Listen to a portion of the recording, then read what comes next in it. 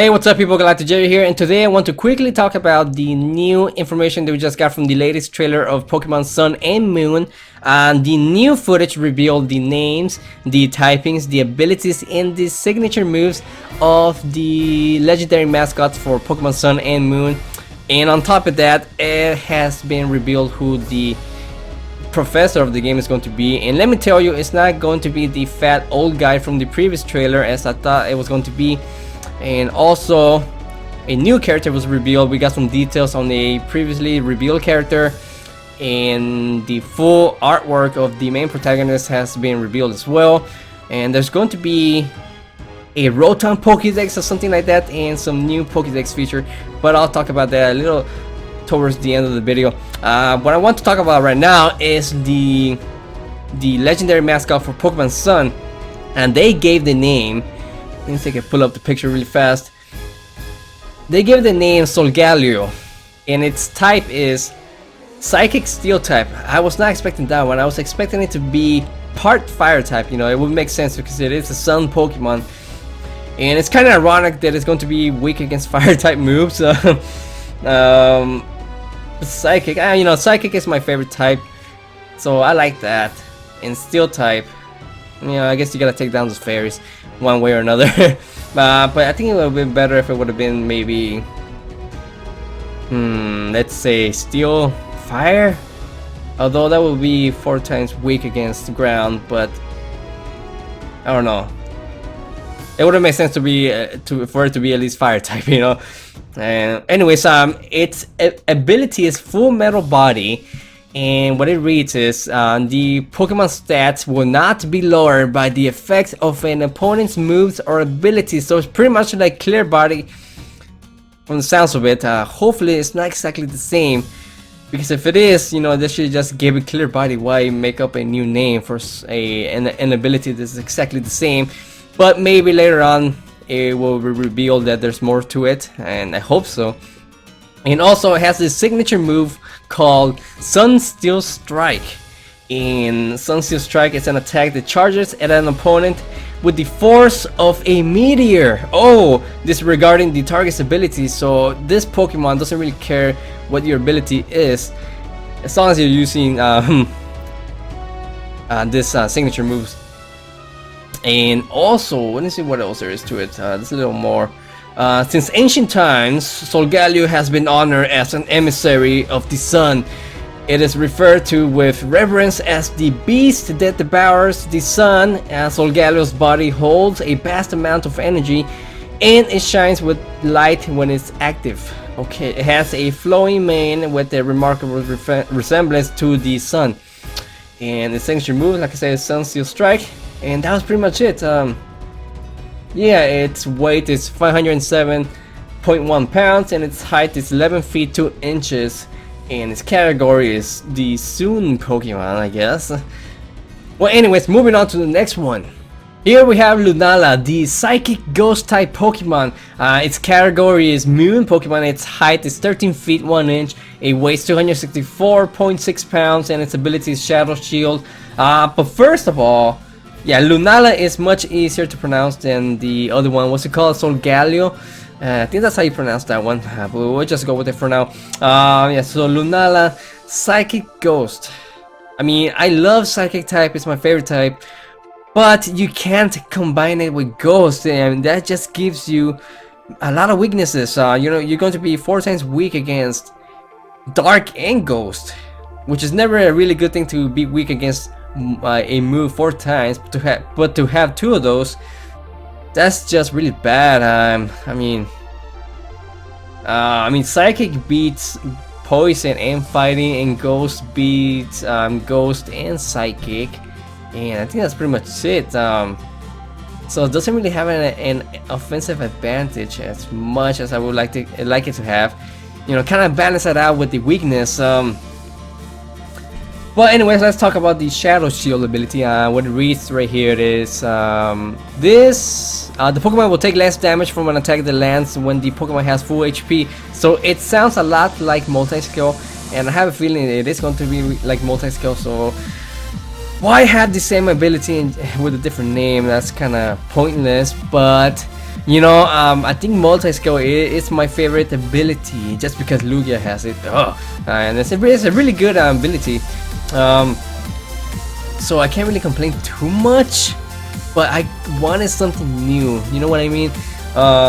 So yeah, but multi-skill is really good. And it would have worked better if it didn't have those 4-time weaknesses against Dark and Ghost. So it's not going to be that useful.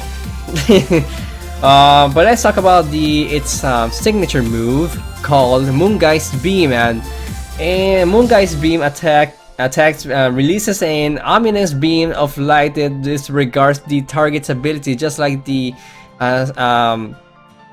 signature ability of the previous one.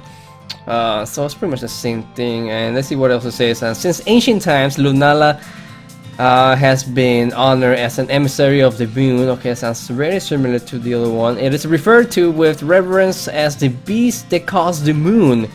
Lunala is constantly absorbing light and converting it into energy with its wings spread to absorb the surrounding light and glittering like a crescent moon. It resembles a beautiful night sky. Lunala's signature move. Okay, I mentioned that already. So that's pretty much it for that one. I don't know. Let's just move on to the next part. We finally got full artwork of the main protagonist, and let me tell you something. The female protagonist, whew, she's definitely a babe and definitely waifu material. Please don't judge me, guys. I had needs. Anyways, if you guys take a look at the protagonist bracelet, whatever that thing is, a keystone bracelet, it looks like doesn't really look like it can hold a keystone, megastone keystone. So maybe they will introduce something new. I mean, don't get me wrong, I'm pretty sure Mega Evolution is still going to be a thing, but hopefully they can introduce something new, like maybe Pokemon Fusion or something. Kind of like Black Chiron and White Chiron, but something a little more, find it, and that way we can finally get Venus toys. You guys remember that guy from the anime back in the day?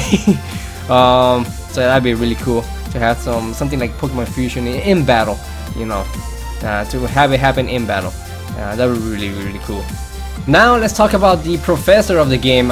His name is Professor Kukui. Kukui, I guess that's how you pronounce it. And he is a passionate man who lives in the player's new hometown. As usual, right? His area of expertise is Pokemon moves, and is known to take direct hits from them if he thinks he can learn something about them. Yeah, that's not the way I would go about it, but whatever floats his boat. He personally gives the player in how their starter Pokemon, and he has an assistant. Oh, yeah, that's pretty much it for that guy. Nothing new, just I thought it was going to be the fat old guy from the previous trailer, but that was not the case. But it is what it is. I don't really have much of an opinion on the professor anyway, so moving on, right? Speaking of waifus, a new character was revealed, and she is the professor's assistant. Her name is Lillie, and she is described as a mysterious girl who is central to the plot of Pokemon Sun and Moon. She assists Professor Kukui for personal reasons, and she dislikes Pokemon battles, but she loves to read. Okay, she's not bad. And I love me a mysterious girls. They're full of secrets. But she looks like the type of girl who is very deceitful. And I have a feeling she's going to betray you at some point during the game. But as long as she's the one who's betraying me, I'm not gonna complain too much. Anyways, moving on, right? And finally we got the How character that was revealed in the previous trailer, but we didn't know his name. And apparently that guy is a big-hearted boy who quickly befriends the player once they move to the Alola region. His favorite food is malsada, a famous treat in the Alola region. How picks the starter Pokemon weak to the player's choice, so it's not going to be like Blue Oak from Pokemon Red and Blue, who is nice enough to let you pick the first starter just so he can take advantage and pick the Pokemon that has an advantage over yours. Yeah, so that's that guy. Now let's talk about the Rotom Pokedex. You know, the Rotom Pokedex is a new feature in Pokemon Sun and Moon. In order to create the most efficient Pokedex, Professor Kukui had a Rotom inhabit it in order to give the best experience. Okay, that's kind of weird. The Rotom Pokedex is more than just a Pokedex, but rather it contains many features such as showing your next location, advice on where to go next, and so forth.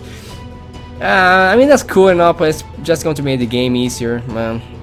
I guess you don't have to use it, but people will be tempted to use it. Anyways, while playing the game, the Rotom Pokedex can be on the bottom screen, and while it is, you will see a real-time view of the game map. So that's actually cool. Instead of having to open the Pokemon map to view where you are, this will show your movement through the route city, as well as mark any interest areas for you to visit with a flag. It can be changed to the Pokédex simply with the tap of a button. Okay, also, there is the QR scanner. The main use of the QR code is to find out about Pokemon. When you scan the QR code, it will flag up with information about the Pokemon. This will then allow you to seek out the Pokemon in the game, with the location being put into the Rotom Pokedex. Okay. If you got a Pokemon capturing your Pokedex, you also have another capability. You can create QR codes for the Pokemon to share with a friend. This will allow the friend to register the Pokemon so that they may be able to find it. So like I said, it's just making the game easier. But it's nice to have new features. So I'm not gonna complain too much about it. And I think that's pretty much it that was revealed. Oh yeah, and it has been confirmed that the Alola region will be made up of different islands, but that was pretty obvious considering that it was based off of Hawaii. But hopefully that doesn't, take away from the possibility of returning to Kalos within the game. I still want that. So hopefully. And when you look at the islands, they don't really look that big, so it looks like a really small region. And hopefully, this game is really long or fun at least. But other than that, I think that's definitely all of it. Well, anyways, let me know what you think in the comment section below. Have you changed your mind about which legendary Pokemon you prefer? And don't forget to hit the like button if you enjoyed this video, and if you want to subscribe to my channel for future videos and stuff, go ahead and do that. It's always appreciated. But other than that, thanks for watching, guys, and I guess I'll catch you next time. Yes.